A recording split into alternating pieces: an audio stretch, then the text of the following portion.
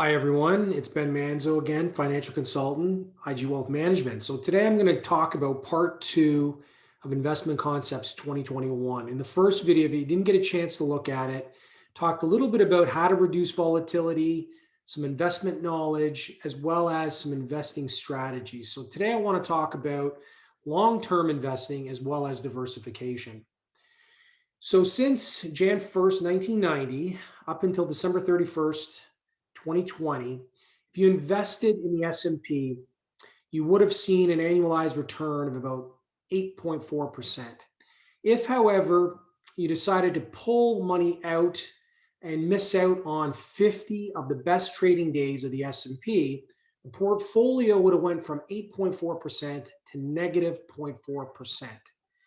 So you can see when you miss out on some of these opportunities and try and time the market, you substantially hurt your chances of enhancing your portfolio's return. When you invest for the long term, that is a sure thing to do when it comes to investing and financial planning. So you can see that in the TSX, some of the worst returns since 1957. But what's interesting is following that, the worst returns, you can see some very positive returns, with the exception of 1 year in 2001. But what's remarkable is, over a 5-year stretch following these negative returns, you can see that all periods of time that experience a negative return were positive. So that's really important. And so you want to stay invested.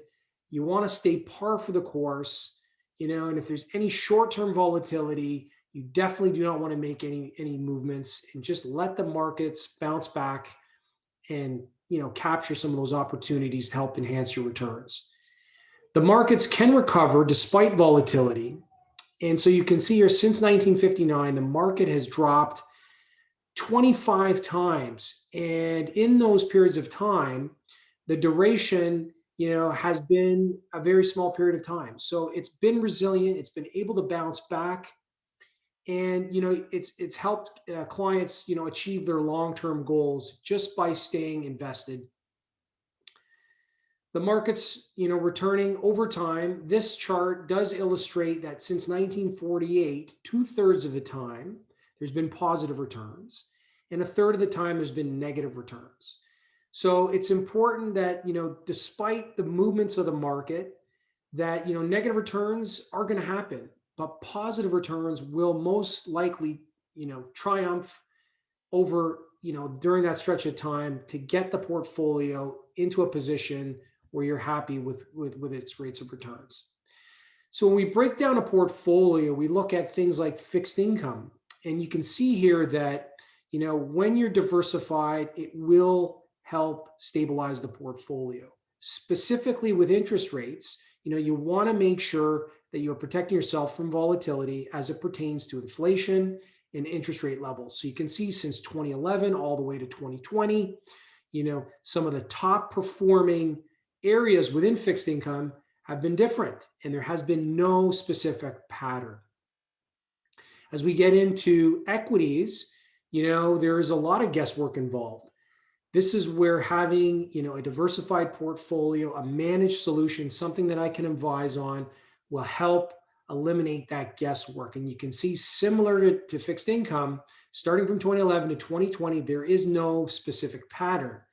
In 2011, it was Canadian bonds. It did well. 2015, it was US large cap. And in 2020, it was US small cap that did well. So again, there is no really rhyme or reason, but important that you stay diversified, within these asset classes, so that as the portfolio is experiencing, positive and negative returns, that overall it becomes diversified.